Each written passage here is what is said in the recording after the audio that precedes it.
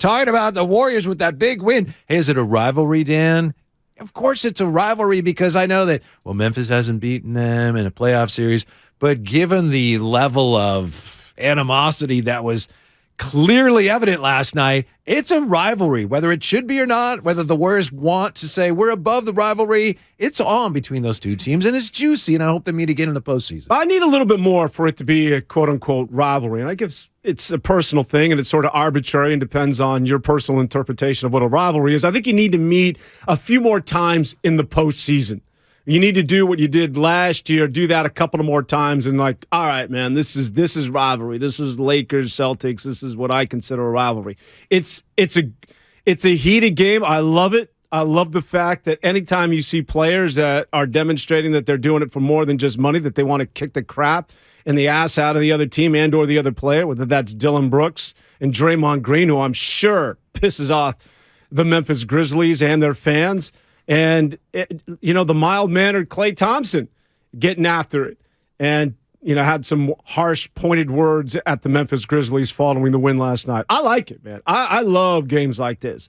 And, again, listen, Memphis, if you want to pop off, you're the new kids on the block, you want to talk, that's fine. That's fine. But you got to win one of these. Yes, there's two main ingredients to this, whatever you want to call it. To me, it's a rivalry because the Warriors care. Like you said, it's great when the players clearly care as much as we do watching at home. It's not always the case in pro sports anymore, but yeah, they want to win. There's everything that Memphis has said and the trash talk, but let's not forget, and I think they glossed over this a little bit last night on the telecast, you got what Dillon Brooks did to GP2 last year. That was nasty. And the Warriors haven't forgotten that. And that's why when Klay's dancing over Dillon Brooks, some of that is what he said, but some of that is what he did last year to one of their teammates. I know he's not their teammate anymore, but you don't forget something like that. Yeah, I think it was the Dillon Brooks which sort of punctuated a lot of things.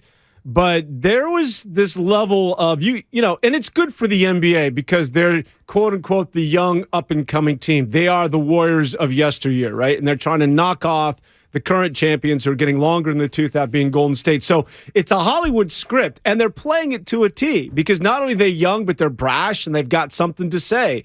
And it makes for a lot of good storylines, and I like it. I really enjoy when the game within the game. And it's not only that you don't want to beat a team that you like, you want to beat a team that you hate. And I think that, hate within the sports terminology here, within the sports context, rather.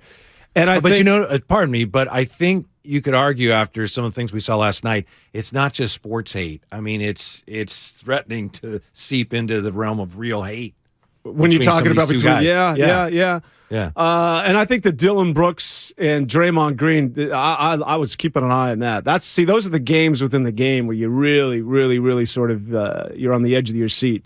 It's a significant win for the Warriors. But getting back to the Warriors and this team going forward, they're still sub 500 and they're still terrible on the road. But they give you snapshots of last night. And it's just enough for you to say to yourself, before I was about to just throw water on this team after what I witnessed out in New York, and then they do this. You pull me back in.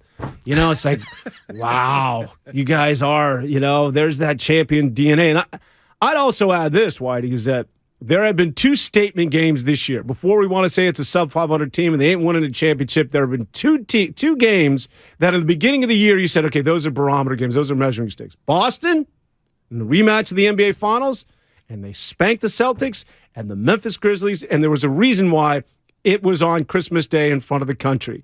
And again, you came out on top, not only in a close game, but you spanked them as well. So before we're about to say this is a Warrior team that maybe can try again next year, it's all over with, those two significant wins, despite the fact that they're sub 500, I think are something to hang on to and gives promise for the remainder of this year. Got to get to your thoughts on Jordan Poole and why he needs to rein it in. But first, to the point about a rivalry. First, here's Steve Kerr. He was asked post-game about the nature of this quote-unquote rivalry. I think it's good for our guys to feel that threat and feel that confidence from the other side. We enjoy the challenge. Our guys love the challenge, and they generally step up to it when they feel that. They've been great going back to my first couple of years, when they had Mark Gasol and Mike Conley and Zach, the grit and grind teams. And what they've done over the last 3-4 years rebuilding the team is brilliant. The way they've drafted and coached and the way Ja has played and led, they've got something special. And our guys feel that. Both sides chirp back and forth, and this is what competition's all about.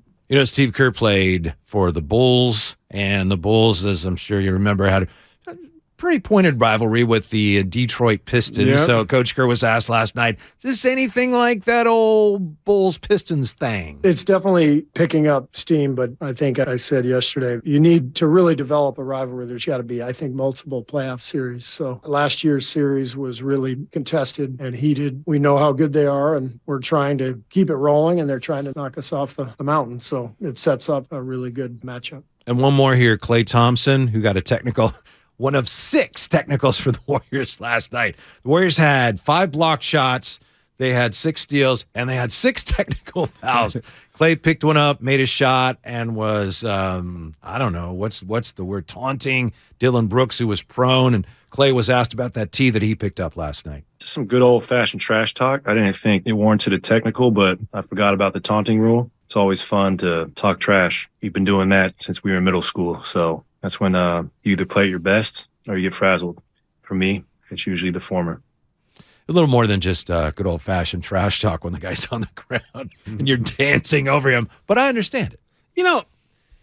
It seems as though it's a way of life for the Warriors.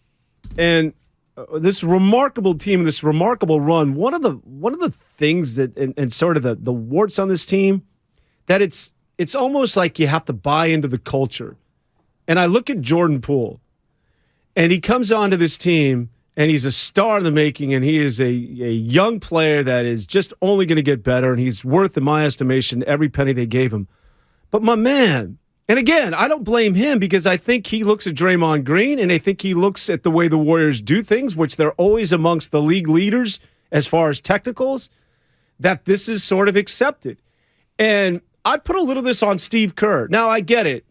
In today's climate, the days of, going back to Chuck Daly or, even Popovich in his heyday, you can't necessarily crack today's players. You can't be Jerry Sloan, and you can't go after them. And you can't say, hey, idiot, sit on the bench, earn your minutes. Like, those days are done.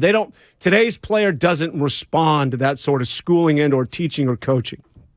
So I get it. Steve Kerr, it does it a different way. And he has to recognize and give the players the latitude to be themselves and do what it is that they do. But don't you just a little bit have to say, hey, guys, knock this crap off? Yeah, there's something really wrong there. And I'm not sure if it's an issue with just the players, that the players need to rein it in, because I understand the frustration. But, there was a time, Dan, when we would watch basketball, guys that complained would really stand out. Like, oh, man, Danny Ainge complains about every call. Now the guys that don't complain about every call stand out. So it's a bad look. Again, I understand it, and I know that the officials are trying to work with the players, like discuss things with them.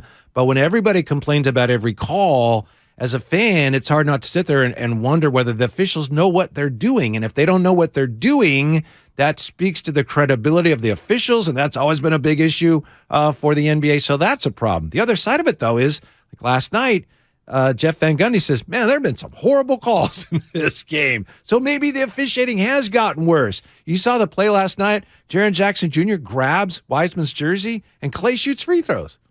You missed calls, yeah. And Taylor Jenkins, the Grizzlies coach, like, hey, why is he shooting a free throw? So the officials get together and go, yeah. And then they go, yep. And then they let him shoot another free throw. So something, maybe a number of things, is terribly wrong. The players complain way too much about the officiating, which causes us to question the officiating, and or the officiating is really as bad as we've ever seen it. It's not good, but I'm not one of those to point at officials. I'm not one of those that buys into that, because I think the Warriors, this predates this year. Again, I think this is a cultural thing. Maybe it started with Draymond Green since he came into the league, but this is sort of what the Warriors do. And the Warriors always get a lot more texts than everybody else in the NBA.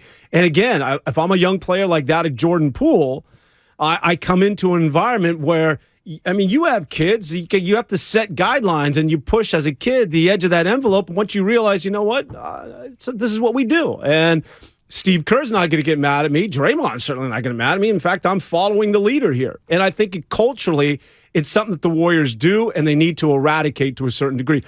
Just staying with Jordan Poole, remarkable talent. Let's just get that out of the way. Not hating on the kid. But I've said this, and I've been beating this drum all year long.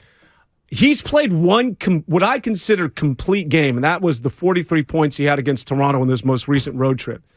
Every game, even those where he's erupting for more than 30 points, are littered with just disgusting turnovers or stupid technicals, including last night.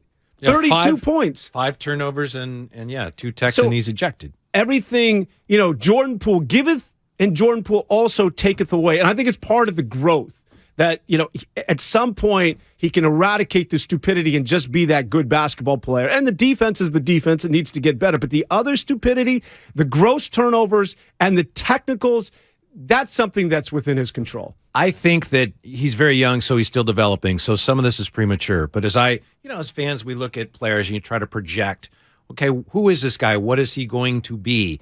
To me, Jordan Poole there's a good chance he's always going to be inconsistent. I think that's kind of his nature.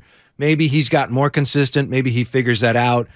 But I just think he's always going to be kind of mercurial that way. I think he's going to have great games where he's like, oh my goodness, 32 points. And I think he's going to have those games like, man, he's just shot 3 air balls in a row. I think that that's the nature of his play. That's why I don't know that he's ever going to be able to be like a Clay, Steph foundational piece. And obviously that's a high bar and not a fair comparison. But I just think that's always going to be, my guess is that's always going to be part of the Jordan Poole experience. Overall, he's definitely going to help you, but we know he's not a good defender. And I think there's going to be times when he's like, what is he doing out there? It seems as though you just described, and players I think don't like this label. Is he a streaky player? Yeah, I think he is. I think he has been, and I think there's every reason to believe there's a chance he's always going to be that way. And if that's the case, then it seems as though he's more suited, because streaky players like that of a Jamal Crawford going back in the day to the microwave and Vinnie Johnson usually are those guys coming off the bench. Yeah. And usually they're that sixth man that give you the shot in the arm, and or it's not falling today. Yeah. Let's sit you back down. So it seems as though that might be his destiny if he's to carve out whatever it is his career might be going forward.